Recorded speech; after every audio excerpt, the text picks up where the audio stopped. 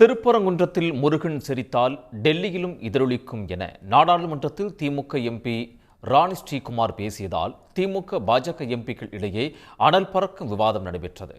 தமிழ் கடவுள் முருகனுக்கு எவ்வாறு வழிபாடு நடத்த வேண்டும் என தமிழர்களுக்கு யாரும் சொல்லித்தர தேவையில்லை என்றும் மக்களவையில் ராணி ஸ்ரீகுமார் பேசினார். தலைவர் அவர்களே, எங்களுடைய தமிழ்நாட்டில் மக்கள் அமைதியாகவும் சுதந்திரமாகவும் தங்கள் வழிபாட்டு முறைகளை பின்பற்றுவதற்காக மாண்புமிகு முதலமைச்சர் அவர்கள் பல்வேறு திட்டங்களை வகுத்துள்ளார்கள்.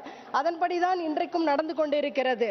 மேலும் தமிழ் கடவுளான முருகருக்கு எவ்வாறெல்லாம் வழிபாடு செய்ய வேண்டும் என்ற வழிபாட்டு முறைகளை தமிழ்நாட்டு மக்களாகிய எங்களுக்கு யாரும் கற்றுத்தர வேண்டிய அவசியம் இல்லை என்று கருதுகிறேன். தமிழ்நாட்டில் அனைத்து தரப்பு மக்களும் ஒற்றுமையுடன் இணக்கமாக இருந்து கொண்டிருக்கிறார்கள். இந்த அமைதியான சூழ்நிலையில் சில மதவாத சக்திகள் மதத்தின் பெயரால் பொய்யான தகவல்களை பரப்பி மக்களை பிரித்து அமைதி பூங்காவாக விளங்கிக் கொண்டிருக்கிற எங்கள் தமிழ்நாட்டில் கலவர பூமியாக மாற்ற முயற்சித்துக் கொண்டிருக்கிறார்கள். அதை தமிழ்நாட்டு மக்கள் என்றைக்கும் ஏற்றுக்கொள்ள மாட்டார்கள். மதத்தின் பெயரால் மக்களை பிரிக்கும் மதவாத சக்திகளை என்றைக்கும் தமிழ்நாட்டில் நாங்கள் நுழைய விட மாட்டோம்.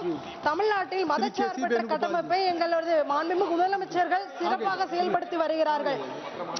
மற்ற மாநிலங்கள் இதையெல்லாம் பின்பற்றுமா ஒன்றிய அரசு? பேரவைத் தலைவர் அவர்களே, அமைதி பூங்காவா already see it. No. During 0 hour, I think so you are well aware. Sir, during you. Sir, thank you, Honorable Speaker, sir. Sir, we have just kindly conclude. தலைவர் அவர்களே, திருப்பரங்குன்றத்தில் முருகர் சிரித்தால் திருத்தணியில் மட்டுமல்ல இந்த டெல்லியிலும் எதிரொலிக்கும் என்பதை நாங்கள் ஆணித்தரமாக கூறிக்கொள்கிறோம். மதவாத சக்திகளுக்கு எதிராக தமிழ்நாடு போராடும், தமிழ்நாடு வெல்லும். நன்றி. உடனுக்குடன் செய்திகளை தெரிந்து கொள்ள சன் நியூஸ் பெல் ஐகானை கிளிக் பண்ணுங்க.